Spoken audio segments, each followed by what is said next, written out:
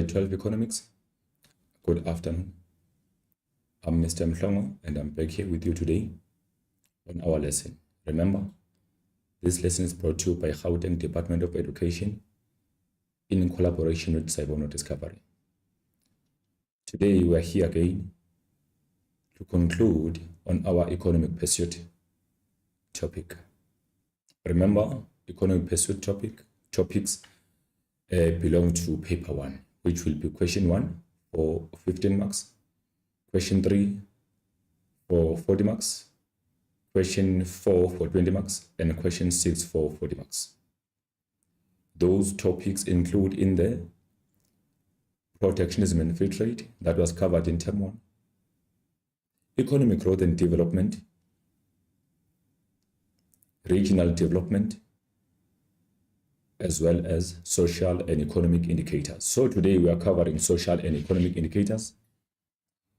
It's a long lesson with 2 essays. So please join me and see what I have in the pocket for you.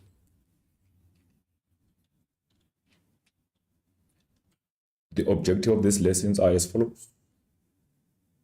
Our lesson is divided into 2. Remember, the third part will be the assessment. So at the end of this lesson, we'll be able to do the following. Differentiate between economic and social indicators. Discussing detailed economic indicators. Discussing detailed social indicators. The lesson will also equip you on being able to give the difference between counter-cyclic indicators and pro-cyclic indicators. You already know the following content. As for economic pursuits, economic growth and development, South African growth and development policies, industrial and regional development. So our lesson, divided into 3, we'll be discussing economic indicators and also do an essay in there. We'll discuss social indicators. Then we'll do also an essay in there. After that, we'll be doing the assessment. Remember, all of these lessons are accompanied by the PDF or the Word document, which consists of a variety of activities from lower order to the higher order questions. So ensure that as you receive the link, you also receive the activities. Besides the one that we have in our presentation, there are also activities that you should be receiving where we have questions and marking guidelines for each activity given to you based on the topic that we do on the day. So for today, activities that have been attached in your activity workbook include economic indicators and social indicators. Now, the question is, what is meant by indicators? If we talk about the indicators, we mean statistics or data that is used to show either economic performance or the social performance. Here we are talking about economic indicators and social indicators. So if we explain economic indicators, that means we are looking at economic performance. We are looking at the behavior of the economy. So it's a statistic or data or information that shows the behavior of the economy, the behavior of economic activities, or economic performance, or the wellness of the economy. All of those things are explaining economic indicators. Then when we talk about the social indicators, we mean statistics or data or information that is used to show the wellness of the society, social performance, etc. So that's when we talk about economic indicators and social indicators. So if you come across the question saying differentiate or distinguish between economic indicators and social indicators and give examples, that simply means you need to give the definition for the economic indicators and the statistics or data or information that shows economic performance or wellness of the economy or behavior of the economy. And then on the other side, you talk about statistics or data or information that is used to show social performance. Then you give us the importance. Why is it important for the country to publish or to populate economic indicators and the social indicators? For any country, it is important for the country like South Africa to populate and publish economic indicators. Why? Remember, there are so many economic stakeholders that are involved. We are talking about South African economic stakeholders and international organizations that have an interest on South African economy. For them to invest in South African economy, they need to know South African economic performance so that they will see if they have they can project the benefit or the loss for their investment in South Africa. There are some international organizations that are the key and important to assist the country if ever it's faced by economic and social challenges. We talk about the World Bank. We talk about International Monetary Fund, if the country is a member. We talk about United Nations. They have an interest on discovering what is happening in South African economy and also the social performance. So it is important for South Africa as a country to publish statistics based on economic indicators so that international organizations such as World Bank, IMF, and UN can be able to intervene and support the country wherever there is a need. Remember, these world organizations also do the world rankings where they rank countries based on their economic performance and social performance. That ranking is obtained from indicators that are published by the country.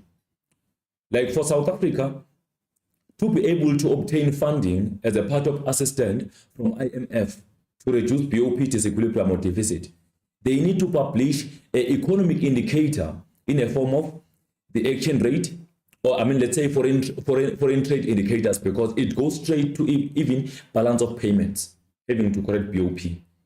So it is the key for the nation to publish its indicators, for world organizations to intervene and support where there is a need, for the world organization to do the world rankings in terms of the economy and the social performance. That's when we will find ourselves as a country being rated either we are in the medium HDI, lowest, or at the highest level of HDI, or Human Development Index.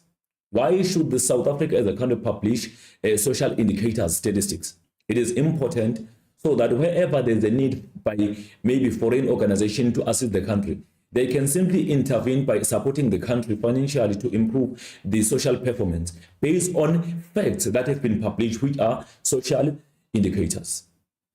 For instance, if we talk about maybe demographics indicators, maybe there's a lower life expectancy, then that simply means there are some challenges on the provision of healthcare facilities within the country. So one can intervene. For instance, we have maybe some some chronic diseases that are resulting to the decrease in the life expectancy in the country. It is important for the South Africa as a country to publish that stats so that they can get support where necessary, especially on the World Trade Organization, on United Nations, or maybe the World Bank, to support the country so that the country can be able to get funding to improve in those chronic diseases that are maybe non-manageable by the country. So it is very much important for the country to publish its indicators into the international platforms so that world organizations can intervene and support the nation where necessary. So indicators are very important because they give the government, they give authorities, they give business people or investors, they give employees the highlight on what is currently happening in the economy. Also, what is highly expected to happen in the economy, because indicators are facts. Those are the numbers that are provided based on either economic performance or social performance. Investors are always interested in discovering economic performance of the country, which is described by economic indicators, so that they can see if the country is a good, is a good environment for investment or is a bad environment for investment. Then you can see influx of investment. Also, it is important to note to publish or to know social indicators for maybe organizations, foreign organizations, and our government, so that they can be able, especially investors, they need to know, especially our life expectancy as a country, to see if I invest in South Africa, people in there are dying at the age of 51. Is that the good country to invest in?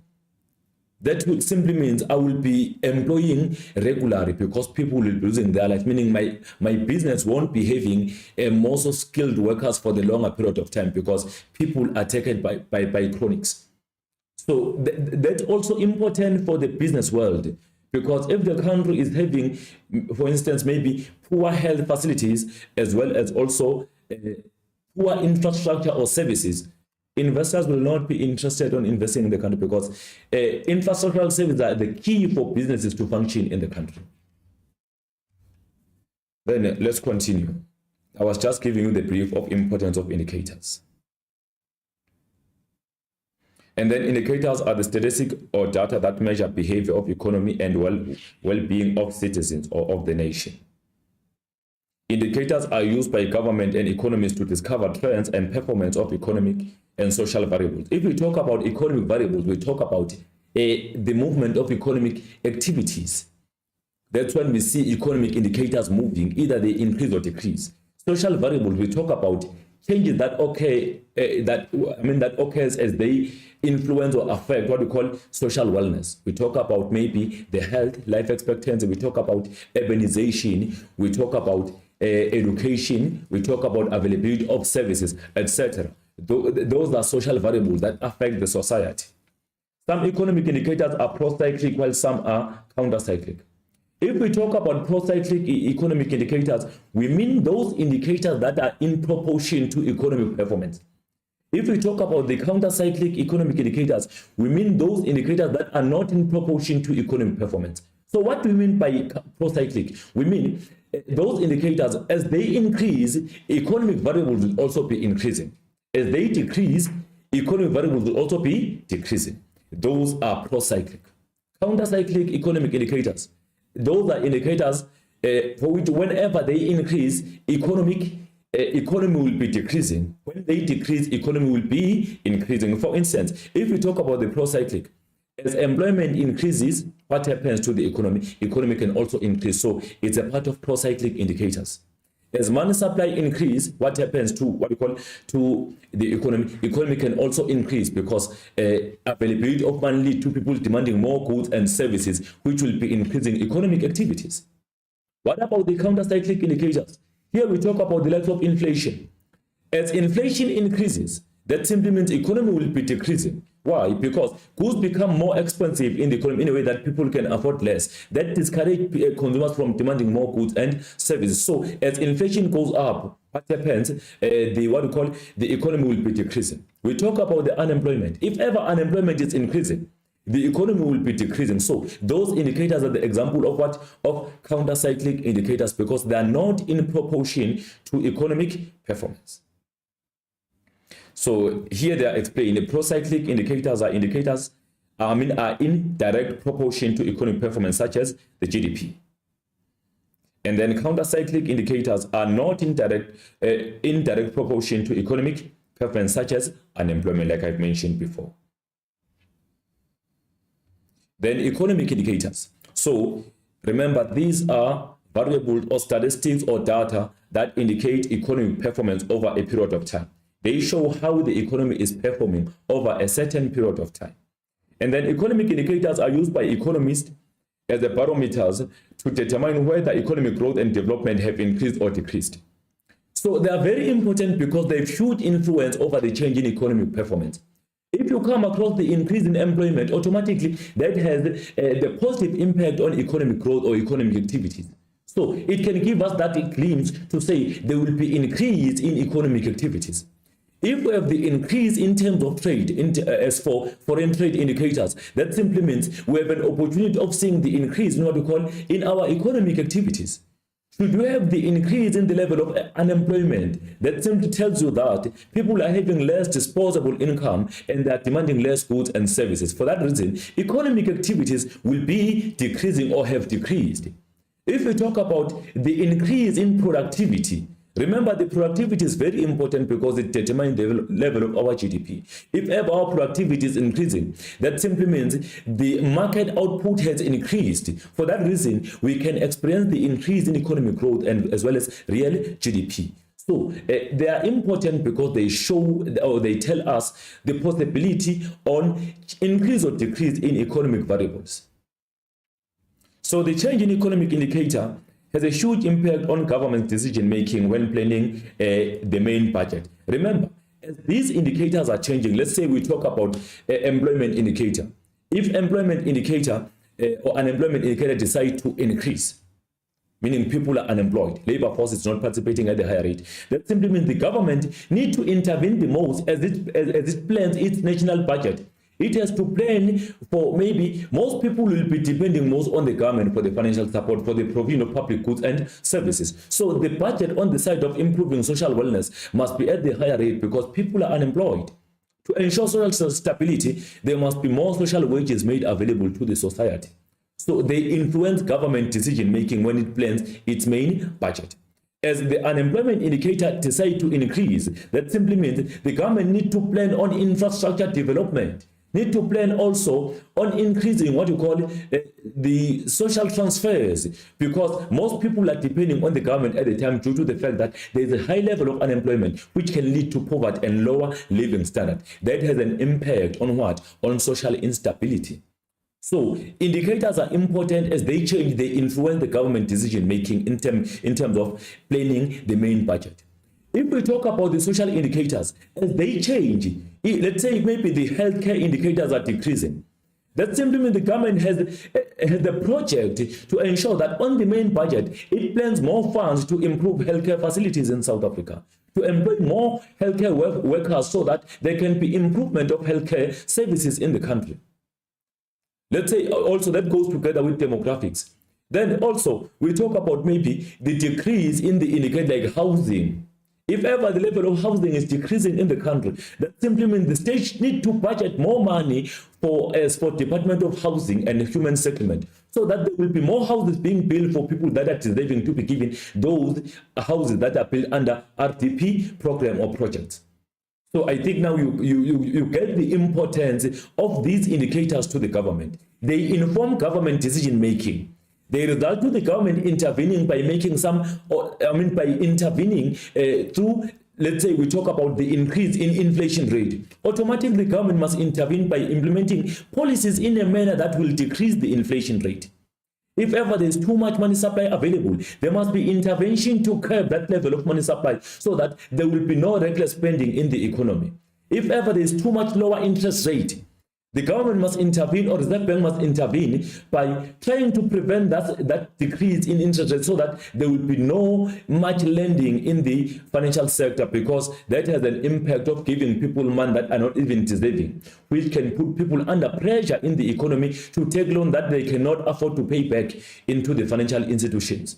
So that is the importance. The government has to know these indicators and their impact so that the government can intervene by making relevant policies, implementing relevant policies, and making proper and informed decisions in terms of planning its budget and also redistributing income and wealth.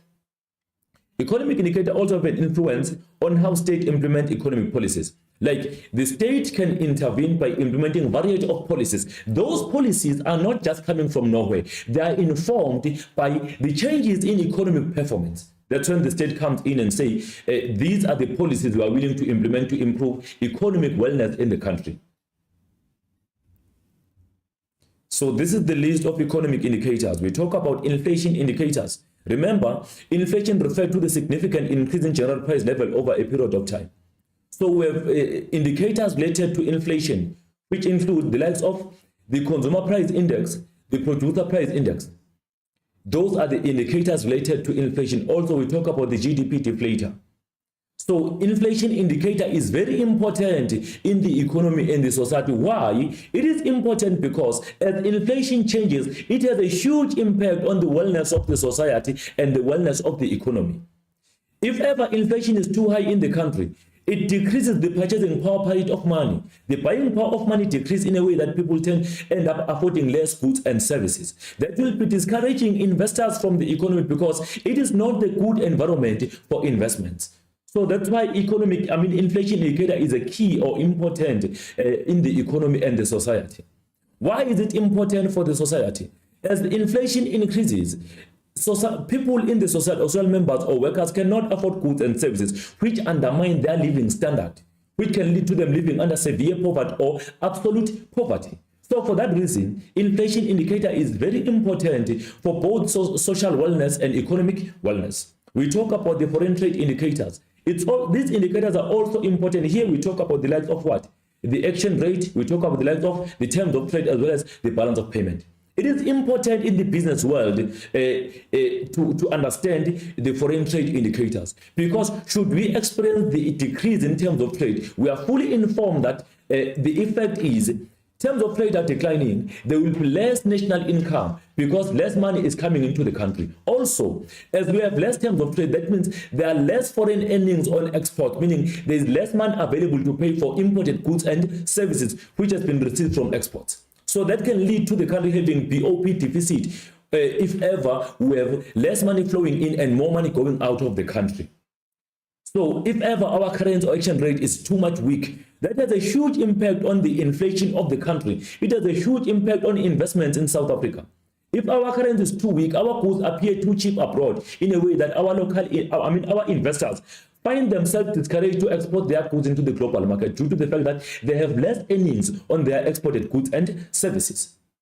So BOP is a part of the matter. If ever our currency is too weak, that simply means our goods might be too cheap and there will be high demand for our goods abroad. So that have an opportunity of increasing our balance of payment because our export might be increasing more than imports. However, should we then receive less earnings on those exports, that can also create a challenge for the country to have a BOP surplus. Employment indicators, they are very important for the government because we know that each government or each nation is willing to achieve full employment. So these indicators are important for the nation. Here we talk about the likes of economically active population. We talk about the employment rate and unemployment rate. Those are the indicators related to what we call to the employment or unemployment. They are very important because should the country experience high level of unemployment rate, that simply means there will be social instability because people are not having enough income to afford goods and services. Because also people might be involved in criminal activities. Because also people might depend more on the government for the financial support in terms of social transfers and social services. So it is important for the nation or for the government to understand employment indicators because they impact how the society will be laid out in the near future. We talk about productivity indicators.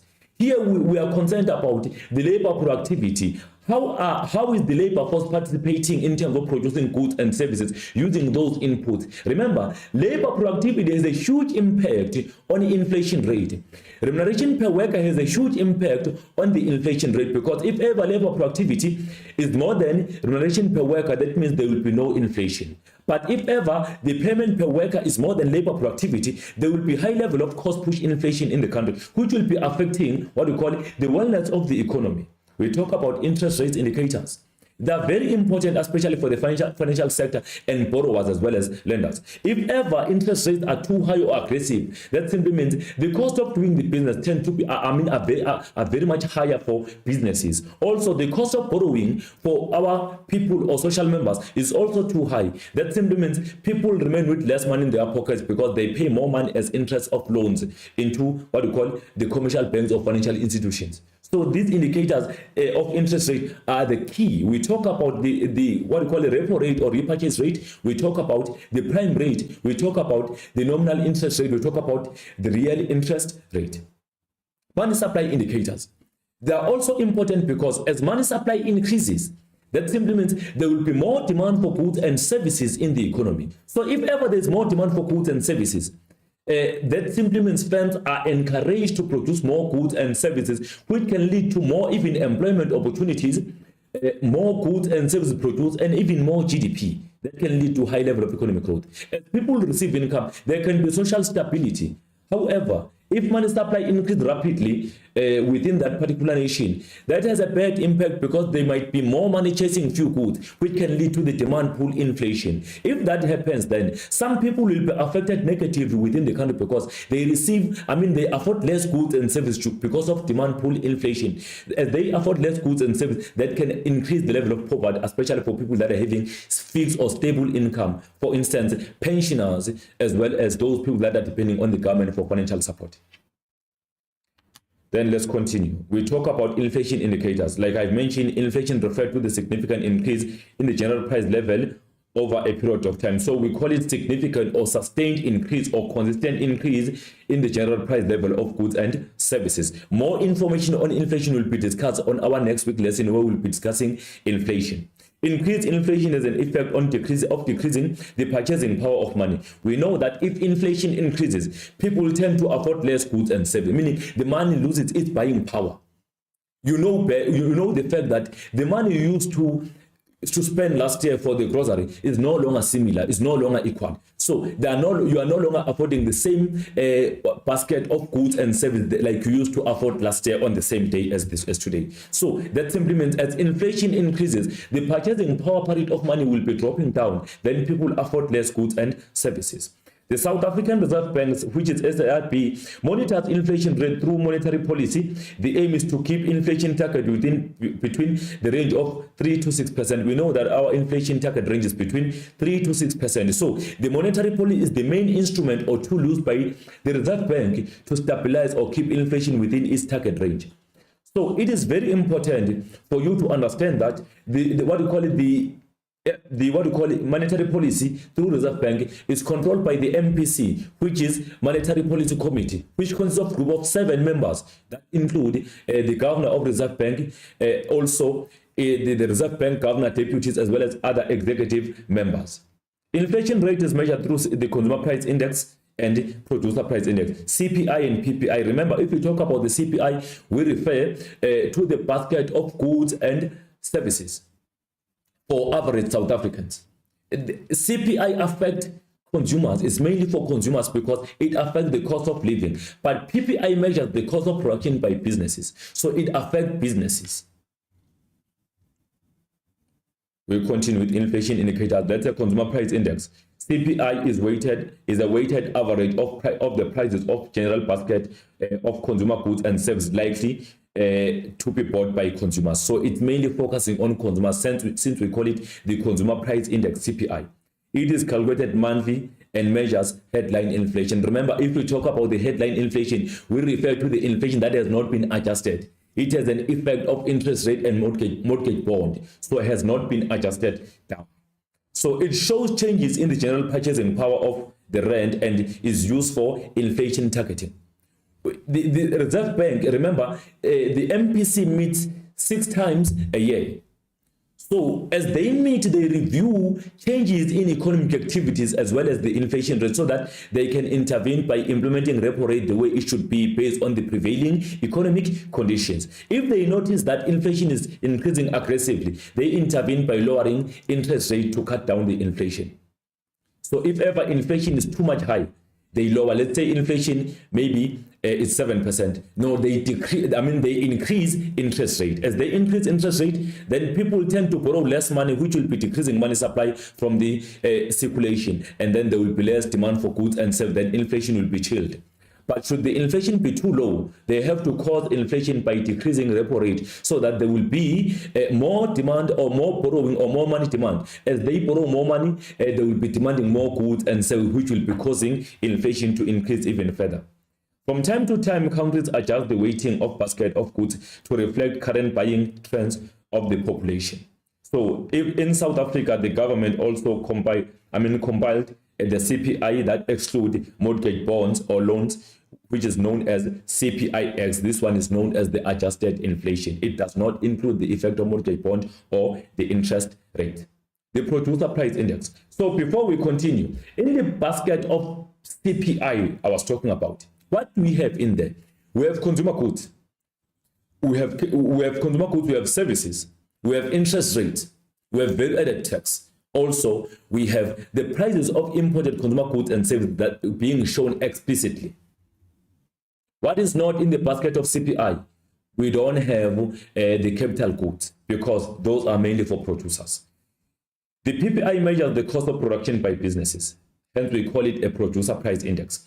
The PPI includes capital and intermediary goods, but not services. So in the basket of PPI, we don't have consumer goods. We don't have value-added tax. We don't have interest rates.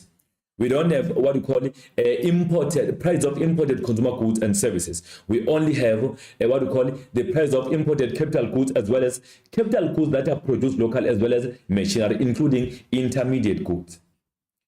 It excludes value-added tax, like I mentioned, as well as interest rate. The PPI serves as an indicator to predict consumer inflation because the increase in cost of production results to the increase in consumer prices. So one can ask you the relationship between CPI and PPI.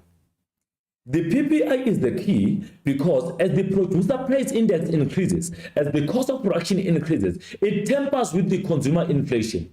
As the PPI increases, businesses will be increasing their selling prices so that they offset the burden on the cost of production to the consumer. As they do that, that increases the consumer inflation caused by the increase in producer inflation or the producer price index. So there is a difference between the two and the relationship between the two, because the PPI can lead to the increase in the consumer inflation, resulting to consumers affording less goods and services, because prices will be increasing, which will be causing the cost push inflation or the producer inflation. So you need to know what is in the basket of CPI, what is not in the basket of CPI, what is in the basket of PPI, and what is not in the basket of PPI. Then you can be able to discuss your what we call your inflation indicators. Then we move to the foreign trade indicators. We know that if we talk about the foreign trade, we refer to the exchange of goods and services between two or more countries. That's what we call the foreign trade. So foreign trade indicators measure the country's competitiveness in the foreign markets. Whenever we look at the foreign trade indicators such as the exchange rate of the country, such as the terms of trade of the country, such as the BOP, we tend to know how competitive is the country in the global market. If those indicators are increasing, that tells you that the country is too competitive in the global market. But if those indicators are decreasing, that tells you that the country is not much competitive in the global market. Foreign trade indicators include the exchange rate and terms of trade, but we also add the balance of payment.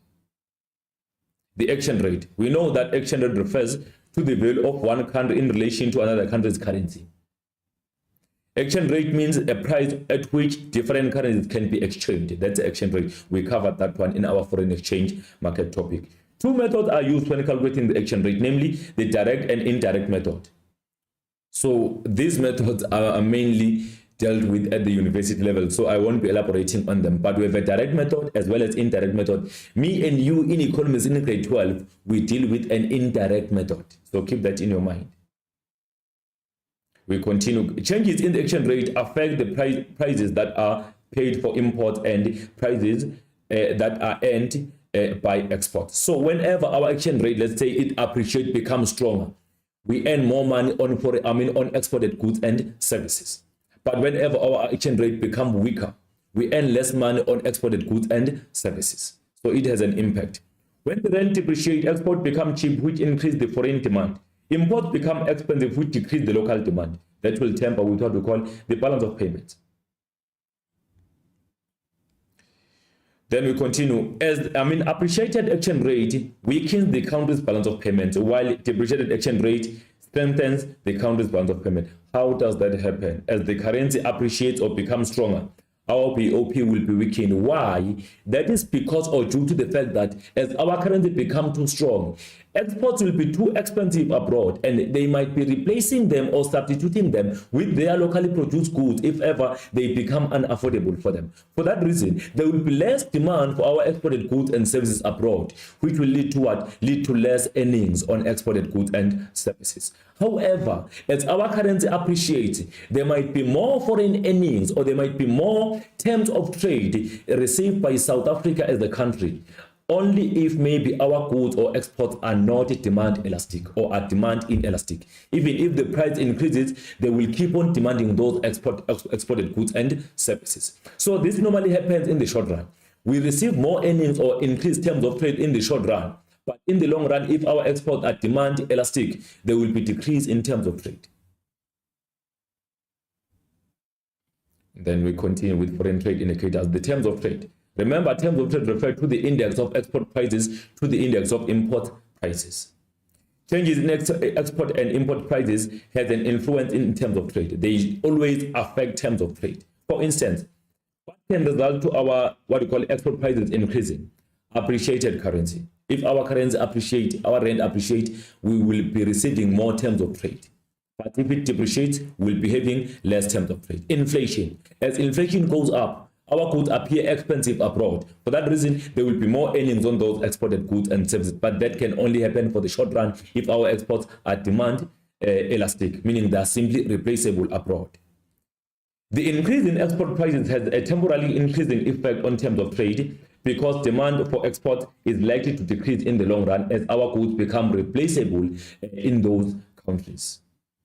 Changes in the terms of trade may spill over to the balance of payment in terms of trade. If terms of trade decrease, it may cause the deficit. So it has a huge impact on the BOP.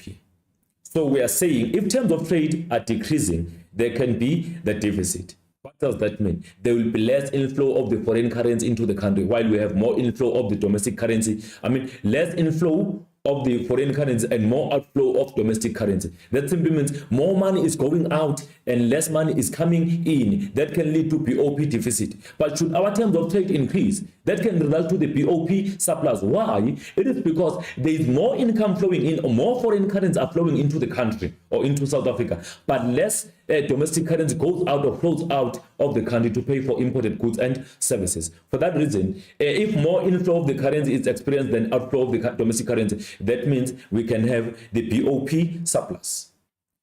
So one can ask you, what is important or why are the foreign trade indicators important? They are important because they show how competitive are domestic industries in the global market.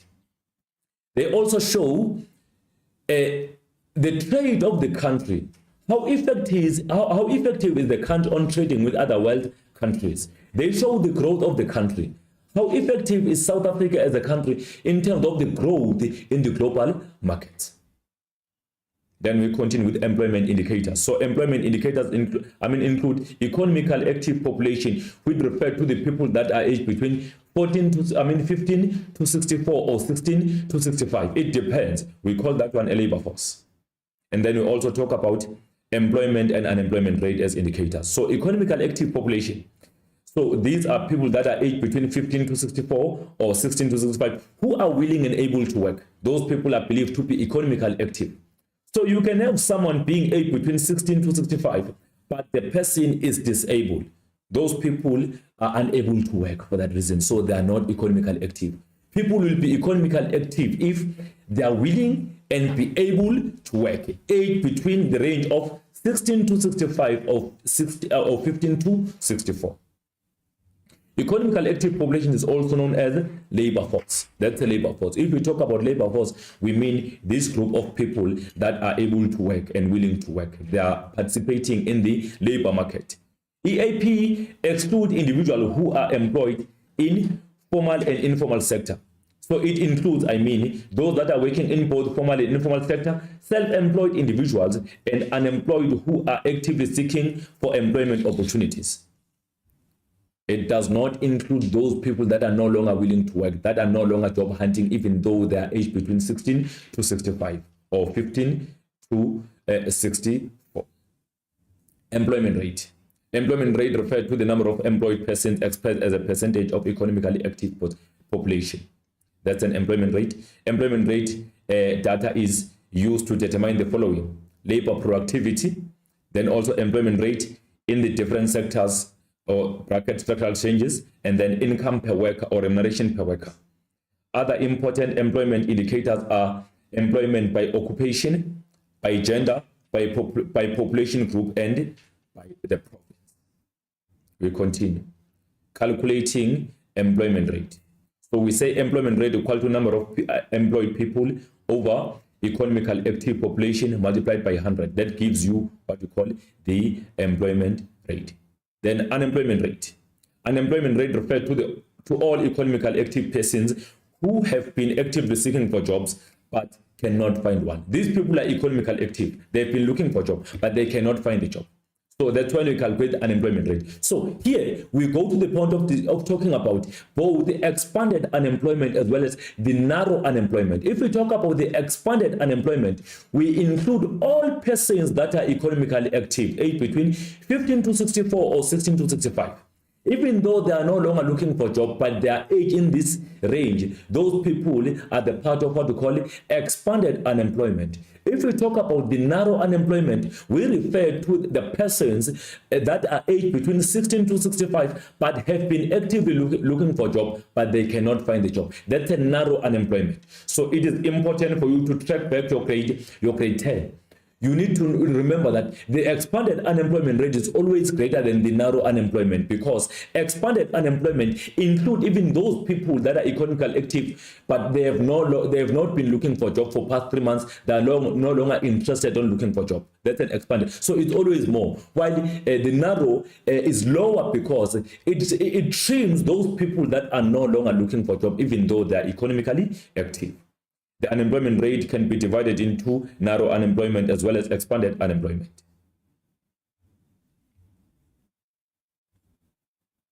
And then we continue. Narrow unemployment exclude EAP that have given up on job seeking. Okay, we continue. Expanded unemployment include EAP that has given up on looking for jobs. So for that reason, you will understand that expanded is always more than the narrow unemployment. Unemployment rate equal to number of unemployed people over economically active population multiplied by 100. That will give you the unemployment rate. 3 methods are used to calculate unemployment. They include the census system, where they do the head count of people that are unemployed, the surveys and registration to the Department of Labor. So there are some surveys that are done under Department of Labor to check the number of people that are unemployed. So those are methods that are used by the government to obtain the stats on unemployment rate or employment rate in South Africa. We talk about productivity now. Remember, productivity is the ratio between input and output. If we talk about input, we mean factors of production that are used, that are injected in to generate the output, which is the production of productivity. Indicators related to productivity include labor productivity and remuneration per worker. These are 2 key indicators under productivity. If ever the examiner asks you to briefly discuss indicators related to what we call to productivity, you discuss labor productivity as well as remuneration per worker. Labor productivity equals to the output divided by factor input. In this situation, we talk about real GDP over what we call over the real GDP over the input, number of workers that are there, that are employed, and all factor production are the part of that division. Productivity will increase if, check, I've mentioned that before, inputs decline and productivity stays the same. If ever factors of production used, they are costing relatively less than before, but the production keep on increasing, there will be increase in productivity because we are spending less, but we are generating more output. Productivity will be increasing. And then inputs stay constant, but production increases. That simply means now, our inputs that we are injecting there, they remain constant. We spend same amount of money, but our production keep on increasing. That means we are becoming more efficient. That will be increasing our productivity also. And then inputs decline and production increase. Whenever our cost of inputs are decreasing drastically, but our production keep on increasing, that simply means we are having more productivity in our economy or in our market. For that reason, productivity will be increasing because we are spending less on inputs or factor of production, but we keep on producing more goods and services. This is caused by the improvement in the level of technical and allocative efficiency. Labor productivity. So labor productivity is output per unit of labor equals to output divided by the input. To discover how much is produced by each worker employed, we simply say labor productivity equals to level of output divided by labor input. How many workers are employed in there? So we'll be saying output divided by all number of workers. We will discover how much is produced by each worker in that particular business. So it might be wrong because you find that some people are not very much efficient while others are too much efficient. They are producing more goods at the shorter space of time while others are producing less goods at the longer period of time within the market or within the business. So it's not always giving us accurate figures, but it is also important for you to know that you need to say the output divided by number of inputs, labor inputs. You will know how much of productivity is produced by each worker within that particular business or organization. Productivity indexes are published by National Productivity Institute, which is NPI. Labor productivity will increase if output per worker increase in a given period of time. So if ever output is increasing, there can be increase in labor productivity, especially if the wage level remain constant but the output keep on increasing. That will mean there will be more labor productivity with less inflation effect. Labor productivity can be expressed in the volume terms of or monetary terms as the following. The output per worker. That's when now we check the output produced by all workers. Total output divided by number of workers. We discover output per worker. Total output divided by total employment. Real GDP per worker. Then we continue. We move to remuneration per worker, which is the payment per worker. This has a huge impact on the inflation. Remember, the ratio between the increase in wages and the increase in productivity is an important indicator. It is very important for the business to discover this ratio so that it will see if it's improving or is regressing. An increase in unit labor cost will result in the reduction in profitability. If ever the labor cost is increasing, maybe with less output, there will be less profit. What will the business do to achieve that profit back? It will be increasing the selling price as the burden to the consumer so that it can get its profit again. If the increase in real wages is greater than the increase in productivity, let's say real wages more than what we call productivity, inflation can increase and affect the economy negatively. So that simply means wages are increasing more than productivity. That will lead to the inflation because now that means labor cost is too high, but productivity is low. We are paying people that are not producing enough goods and services. That will be causing inflation because businesses will offset the burden to the consumer by charging relatively high prices on goods and services. And then increased productivity is required for the country to compete globally. It is important for the nation to have increased productivity so that it can be competitive in the global market. If we are not having enough productivity as a country, we cannot be much competitive in the global market because we'll always have less to offer in the global market. Then one can ask, what is the importance, or briefly discuss the importance of productivity indicators? Remember, they are so much linked to the inflation. So it is very important for you to keep that in your mind. Interest rate indicators. So remember, interest rate referred to the price of borrowing money.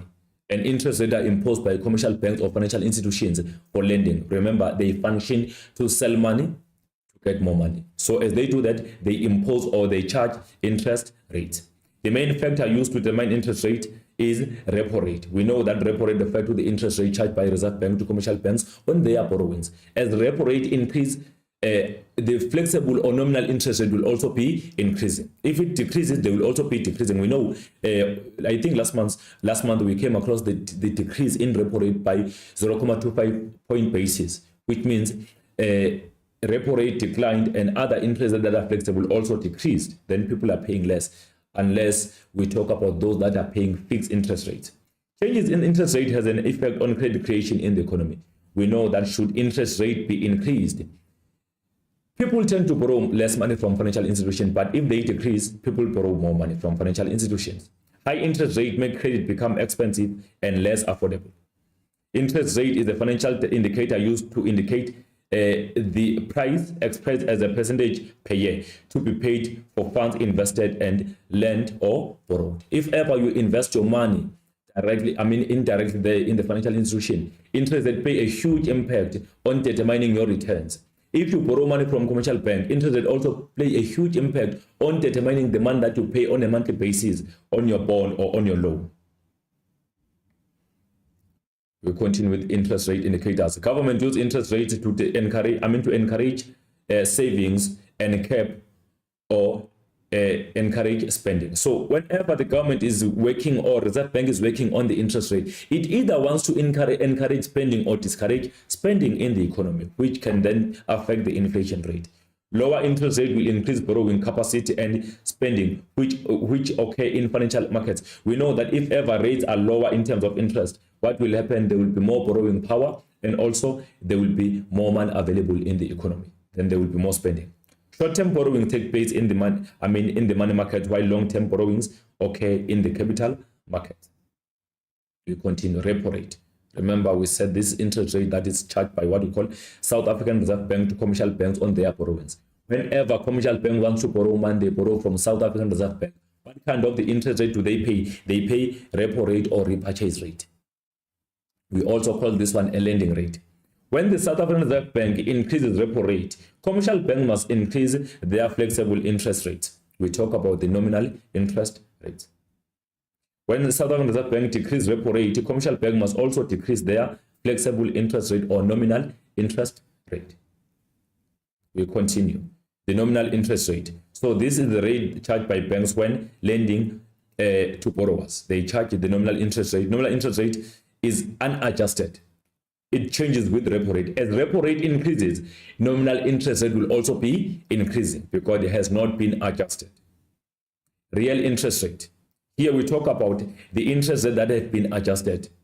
As the repo rate increases, real interest rate remain constant. It doesn't change. So the real interest rate is the interest rates that have been adjusted for inflation. They don't change with the inflation. Prime rate. Here we talk about the interest rate that is charged by commercial banks to their potential clients. If we talk about the potential clients, we mean people that have invested a lot of money in that particular financial sector or institution. So prime rate is the lower rate or special interest rate charged by the banks to their best clients, which are normally their most prominent and stable business clients. They have more money invested in there, so they are charged the lower interest rate, which is known to be the prime rate. So indicators related to the what we call it interest rate include repo rate, prime rate, also real interest rate, as well as the nominal interest rate. Therefore, money supply indicators. Remember, money supply refers to the flow of money or circulation of money in the economy. Total stock of money available in the economy. Money supply is informed by changes in the monetary policy and fiscal policy. Should there be restrictive monetary policy, there will be less money supply. Should there be expansionary monetary policy, there will be more money supply. Should there be restrictive fiscal policy, less money supply. Expansionary fiscal policy, more money supply. The central bank plays a major role on controlling the money supply in circulation through monetary policy instruments that include repo rate, cash reserves, open market transaction, open market operations, as well as moral persuasion. Increased money supply results in more money chasing few goods and services in the economy, which can lead to the inflation. If ever there is more money supply available, that can lead to excessive high level of inflation because there will be more money chasing few goods. If the state decides to print more money for the nation, that can make money to be valueless. Stabilizing money supply is one of the main objectives for South African Reserve Bank. Reserve Bank is aiming at ensuring that there is a stability in terms of money supply so that there will be price stability. If they stabilize availability of money or the stock of money, that can lead to the price stability. There will be no high level of inflation, especially on the demand side, demand pull inflation side. Money supply indicators, they include the following. You did this one in grade 11, M1. If we talk of M1, we refer to the note and coins in circulation and demand deposits of the domestic private sector. So those are coins and banknotes by the private sector. That is your M1. The M2. So if we talk of M2, we talk about M1 plus. So M2 equal to M1 plus other short-term and medium-term deposits by the private sector. That's M2. M2 has M1 and other short-term and medium-term deposits or borrowings by the private sector. Then we talk about M3. M3 is M2, meaning M3 consists of M1 and M2. So if we say M2, remember M2 also has M1. So M3 equals to M2 plus long-term loans and deposits by the private sector. These are the indicators related to money supply. One can ask you, why are money supply indicators important?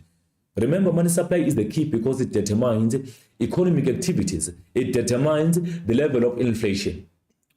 So if ever there's more money supply, there will be increasing economic activities for the nation, resulting to the increase in GDP, productivity, economic growth. But should there be less money supply, that can lead to social instability and economic instability. Then we move to the social indicators. So if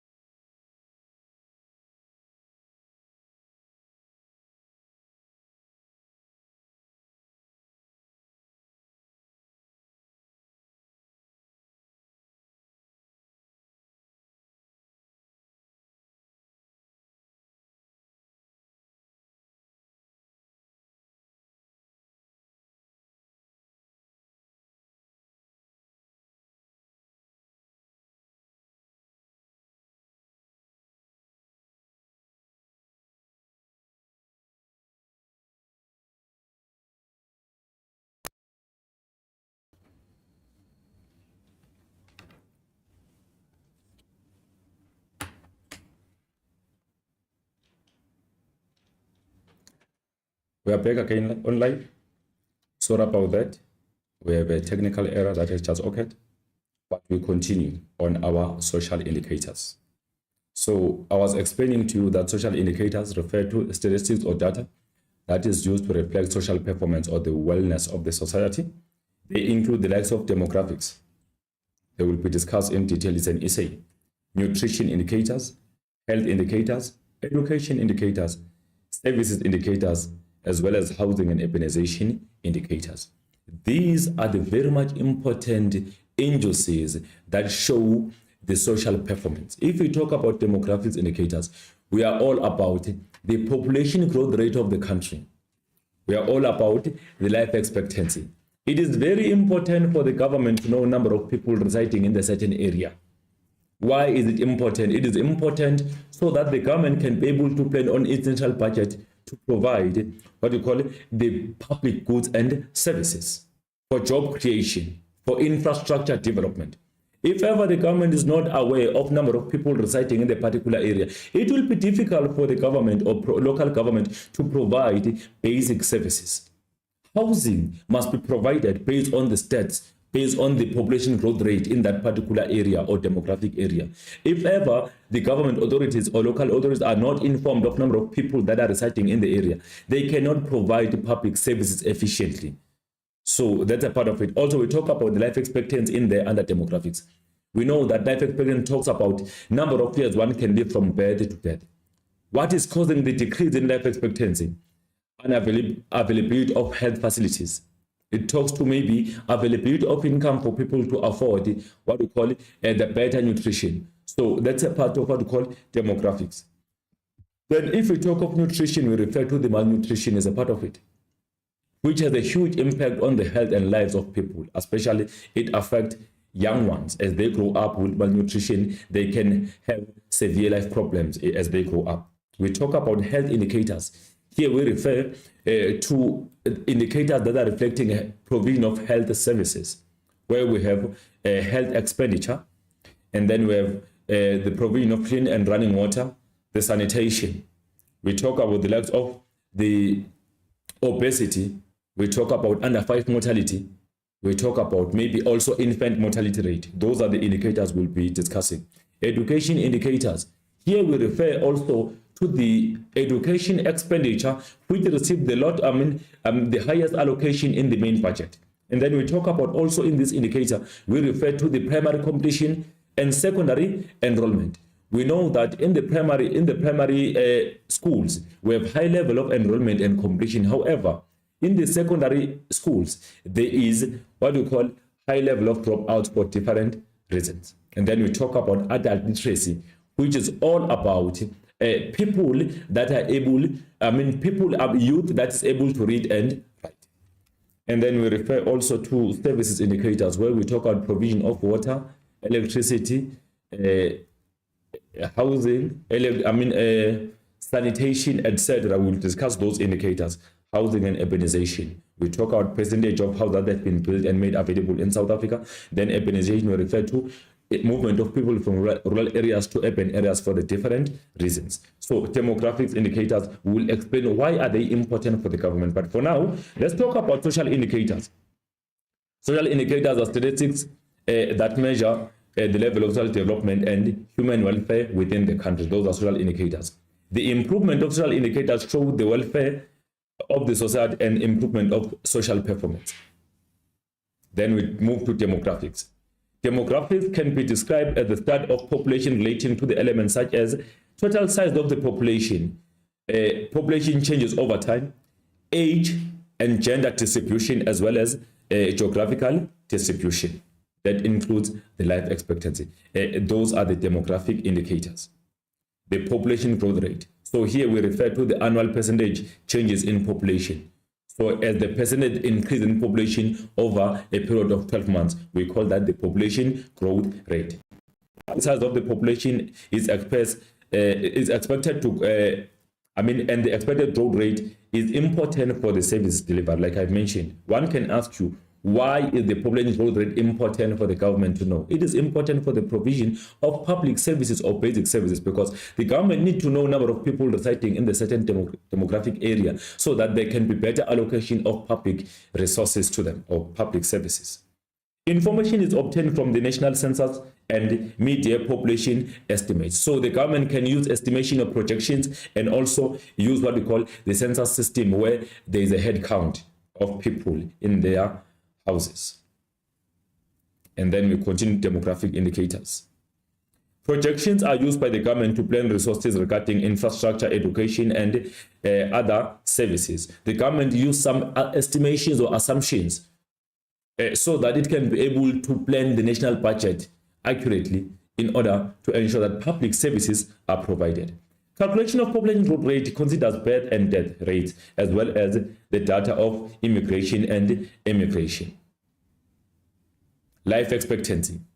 So life expectancy is the number of years an infant is expected to live from birth to death. That's the life expectancy.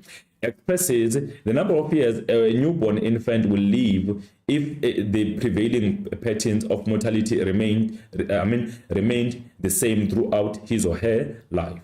Reflect living conditions such as diet, access to healthcare services, education, income, and employment. We know that life expectancy is mainly affected by level of income one is earning, which can also affect the affordability of goods and services, also access to medical services.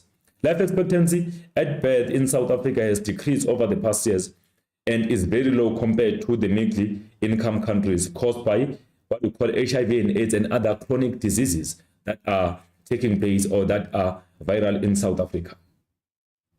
Health indicators. So before I go to health indicators, you need to know indicators related to what we call demographics.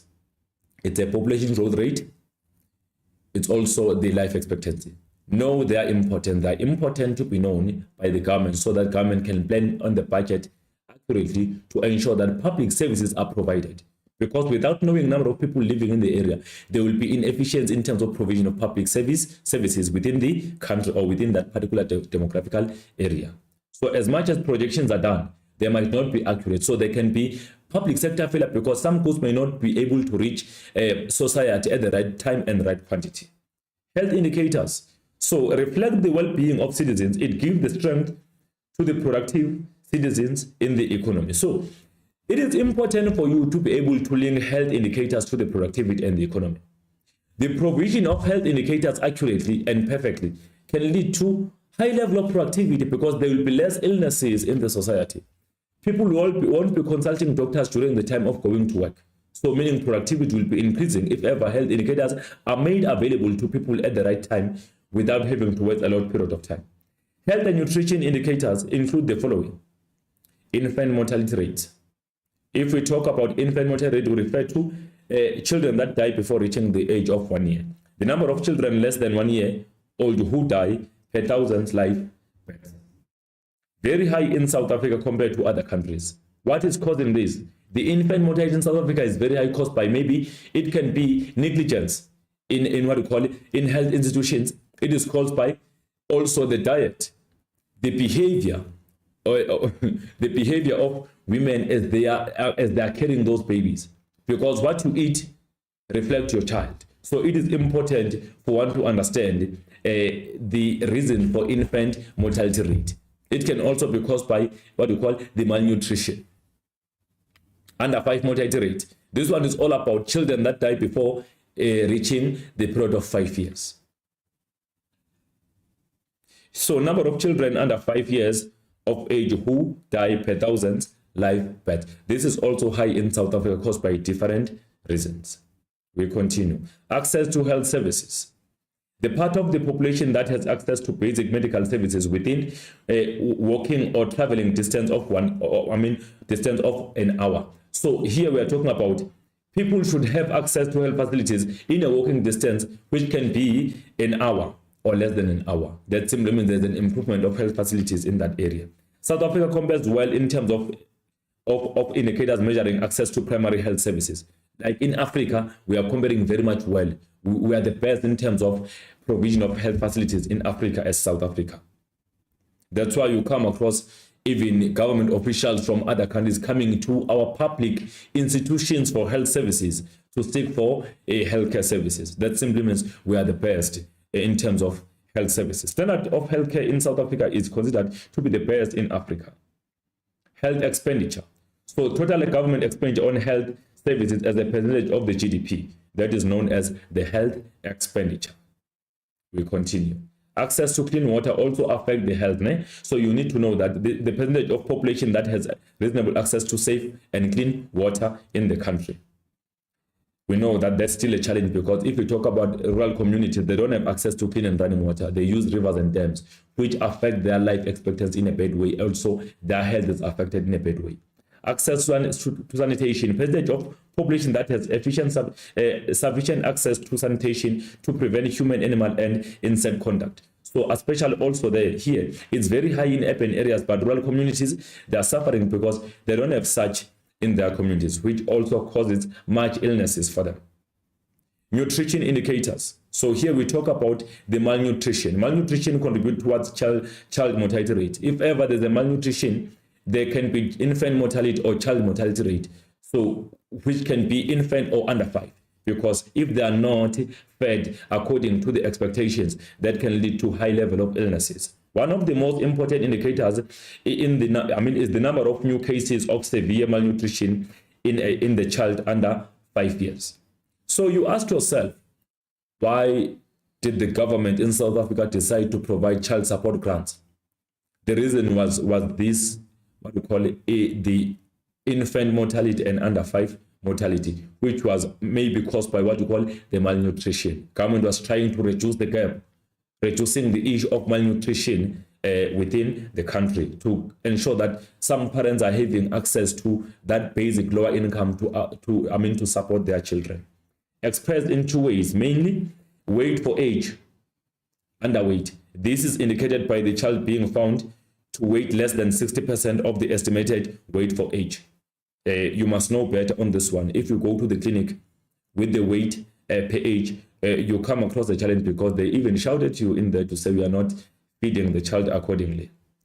Height for age, which goes together with stunting or dwarfism. We are talking about those that cannot grow as per expectations according to their age.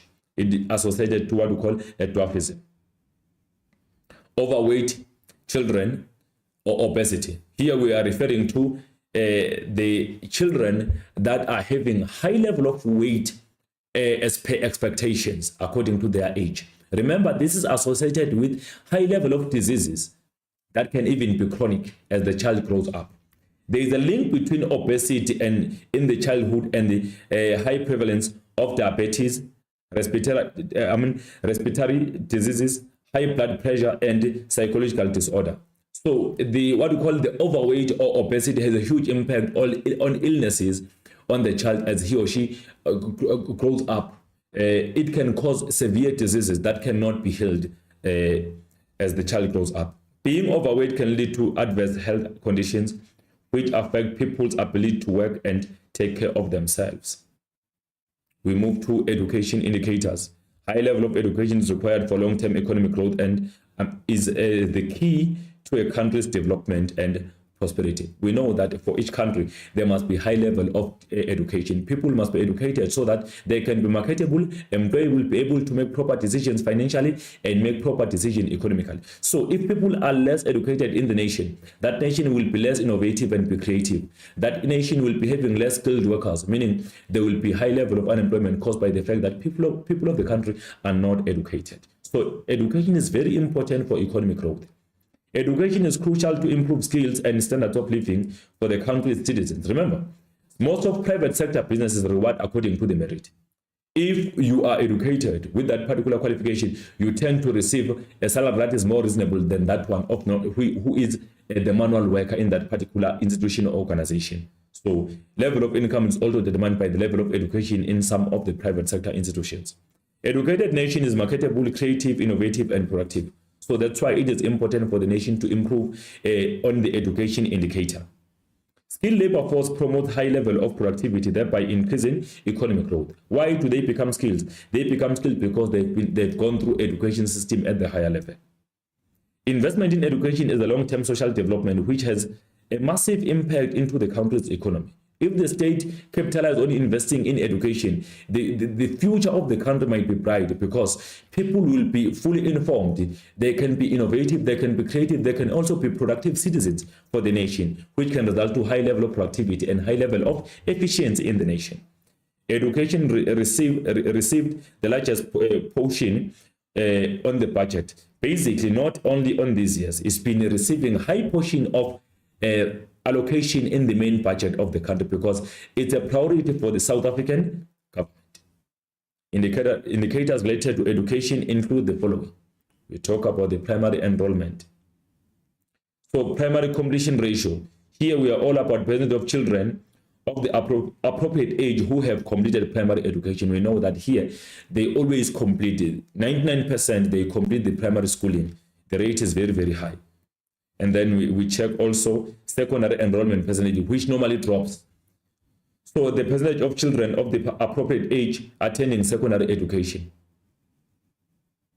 So there is high level of dropouts here for the different reasons. More than 90% of potential school children are in schools far more than found in the other developing countries. Youth literacy rate.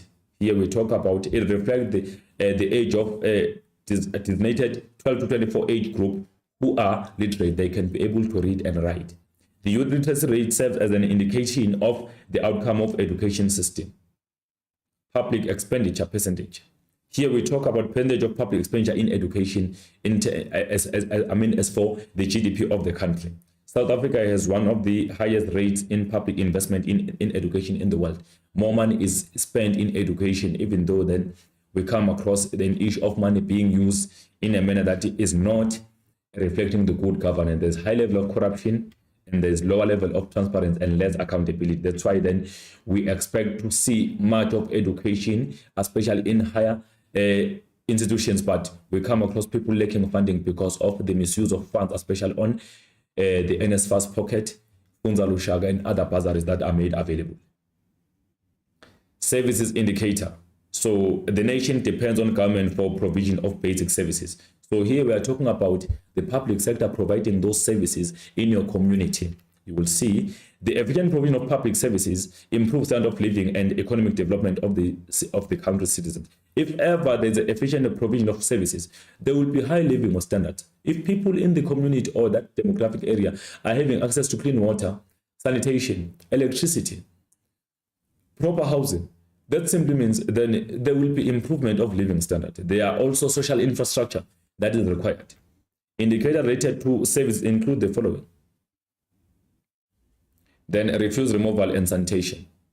So more than half of households in South Africa have access to refuse removal by local government services or dumping sites, excluding rural communities. Why do we exclude them? It is because they don't have access to refuse removal and sanitation, since they are not even having proper running water in their communities. The percentage of households with access to sanitation has increased over the past years, especially in urban communities. But in rural communities, no, it has not increased. People are not given those basic services in there. We continue. Water supply. In 2018, according to ZSA, 89% of South Africans have access to clean and safer water. But this is not the part, this does not include the rural communities, because like I mentioned, they still use running rivers and dams so that they can get water, which lead to high level of diseases affecting their lives, since their local governments are not providing these services. There is no infrastructure for water supply. There is no infrastructure for sanitation. Refuse removal, there is no infrastructure. This is average percentage of people in urban and rural areas who can access clean and running water.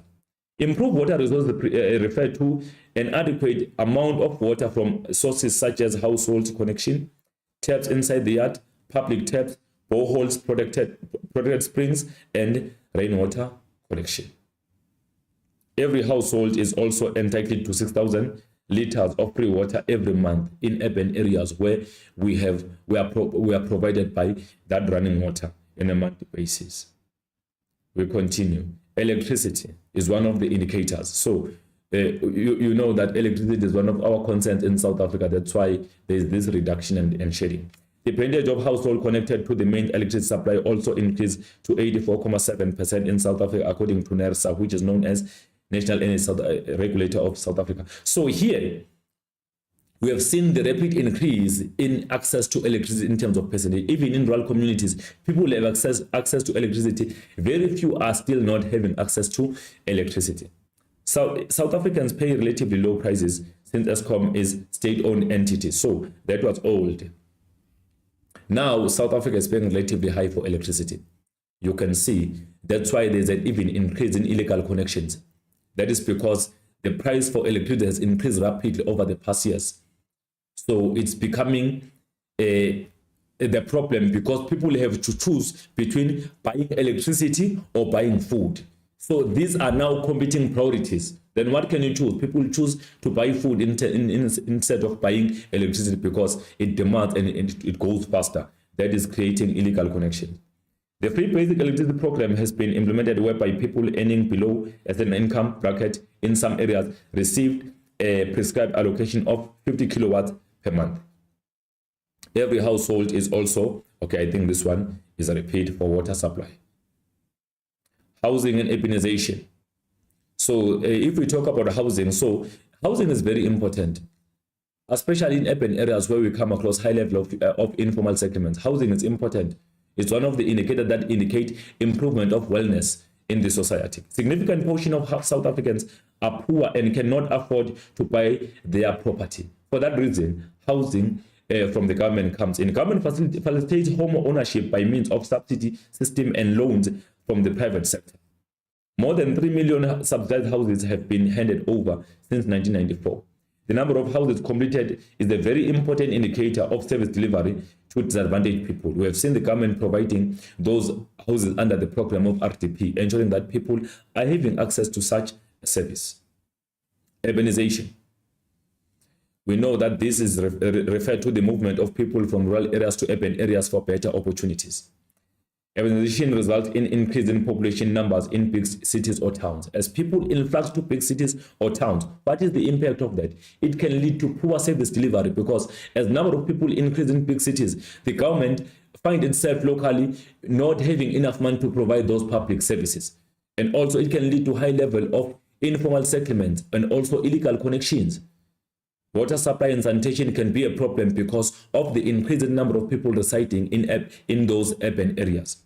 It's an important indicator used by the government to determine the increasing demand for services such as water, housing, and infrastructure. Last week, when I was talking about regional development, I indicated this one to say, if ever regions can be developed faster, that can reduce urbanization, meaning it will put less pressure on urban areas over the demand for public services because people will remain in their rural communities as they are employed in there. There will be no need for urbanization. But if ever there is no provision of public services in rural areas and employment opportunities, that can lead to what? It can lead to increasing number of people residing, moving from rural areas to urban areas for better opportunities. That will be putting much pressure on local governance in big cities for the provision of public services.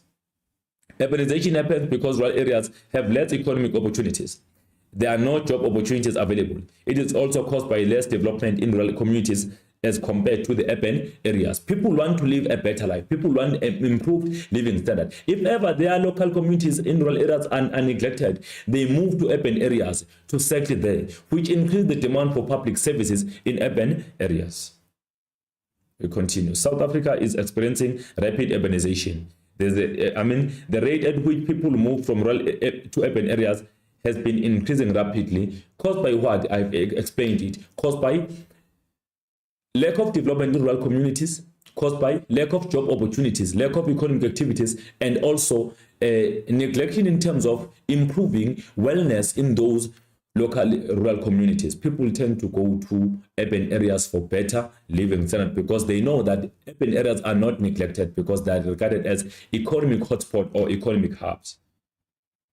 The rapid urbanization has resulted in insufficient services in urban areas because of the increase in population growth. So we have been coming across the challenge of less services being delivered in urban areas because the budget is not enough to accommodate everyone. day by day in big cities, there's a person coming in from rural communities for better opportunity. And as the new person is added in the city, there's more demand for electricity, for water supply. So that becomes a challenge. The informal settlers have increased because of inability for the government to build houses for all citizens. We know that as people move from rural to urban areas, we come across the demand for land, the demand for housing. That has increased what we call informal settlement. They have increased rapidly in South Africa. Even if the government is providing houses to that particular family, they ensure that they bring someone else to come and set in that informal settlement, setting there so that he or she can apply for better opportunities and also apply for housing in the urban area. Those are the challenges. That's why it's not decreasing, but instead it's increasing rapidly, the informal settlement in big cities. International standardization. Here we talk about those organizations I spoke about at the beginning of the lesson.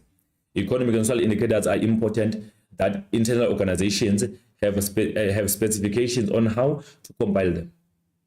Benefits from international aid and funding organizations might not be given if these indicators are not available or do not show performance warranting aid or funding. If ever indicators that we publish are maybe not reflecting that we need to be funded, we will never receive funding. But should indicators that are provided there are accurate and showing that as South Africa we need support, we can be funded by those organizations that include IMF, World Bank, as well as International Monetary Fund. The following are three of the most important organizations internationally involved in standardization. International Monetary Fund, IMF, we know that this one helps countries with BOP problems, which are the member countries. The World Bank, it also helps countries that are having challenges of poor development together with UN on United Nations. And then from here, our second part of the lesson is over. We move straight to the assessment.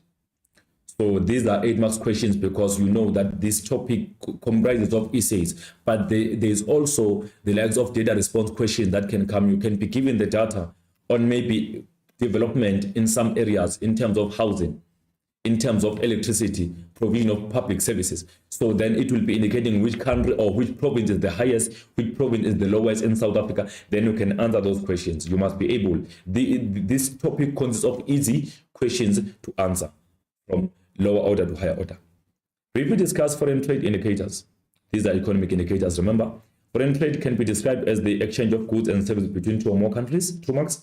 Foreign trade indicators measure the country's competitiveness in the foreign market, that is 2 marks. Foreign trade indicators include exchange rate and terms of trade. Then we don't give a mark for exchange rate because it has already been allocated there. Exchange rate can be defined as the value of the one country's currency in relation to another country's currency, 2 marks. Exchange rate means that a price of, at which different currencies can be exchanged, 2 marks. Changes in the exchange rate affect the prices that are paid for imports and the price that are earned by exports, that is 2 marks. Terms of trade. Terms of trade is the index of export price to the index of import prices, that is 2 marks. So we don't give a mark for terms of trade because we have already given 2 marks in there when we're listing them. Changes in export and import prices has influence in terms of trade. Which influences that? So I can give you one here because it simply talk about influence which is not indicated. The increase in export prices has a temporarily increasing effect on terms of trade because the demand for export is likely to decrease in the long run. That is 2 marks. And then changes in the terms of trade may spill over to the balance of payments. If terms of trade decrease, can cause BOP deficit because there will be less foreign earnings while there's more money going out of the country.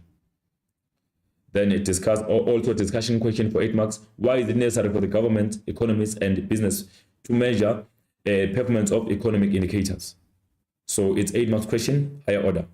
Indicators are used by government in economy to discover trends and performance of economic and social variables.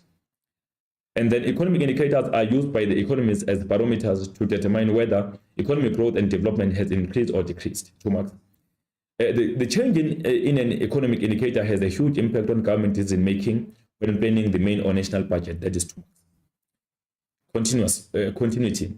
Economic indicators also have an influence on how the state implement economic policies, such as the fiscal and monetary policy and all other growth and development policies. Knowing the performance of economic indicators might increase investors' confidence and result in an increase in the capital stock of the economy. 2 marks. If indicators are published to international organization platforms, a country can easily get assistance to improve the performance of certain economic variables. That is 2 marks. So all in all, you get your 8 marks. Why are demographic indicators important to the government? We are answering the question that we have answered again before. So statistics on population size and population growth rate is in all geographical areas help the government to allocate resources efficiently when planning national budget, provincial and local budget. Service delivery can only be efficient if municipalities have accurate statistics on number of people per region. Life expectancy is highly informed by the provision of healthcare services, sanitation, and nutrition. It is therefore important for the government to obtain such information so that public health care can be improved to improve even the life expectancy. Then the summary of the lesson. Economic indicators are the spine of the economy. If they show growth, economy will be increasing. If they show decrease, economy will be decreasing. Economic indicators that are in proportion to economic performance are known as the procyclic indicators, while those that are not in proportion to economic performance are known as the countercyclic indicators. The social wellness and performance is explained through social indicators. The improvement of social indicators is the improvement of social indicators is dependent on the wellness of the economy, dependent on the wellness of economic indicators as they impact national income. So if ever economic indicators are improving, they have huge impact on national income of the country, which also affect the social wellness or social indicators. So it is important for you to link between economic indicators and social indicators. They communicate, they have a relationship. There can be differences. They are, yes, but there is also a link or relationship between them, because as economic indicators improve, that can spill over to the improvement of the social indicators. Our next lesson, as we preview, is on the 22nd of August 2025.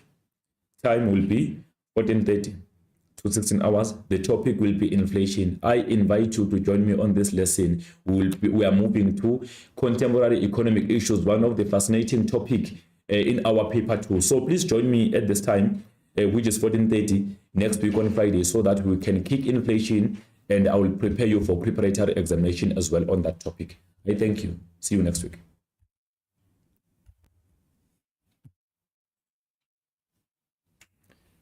Thank you.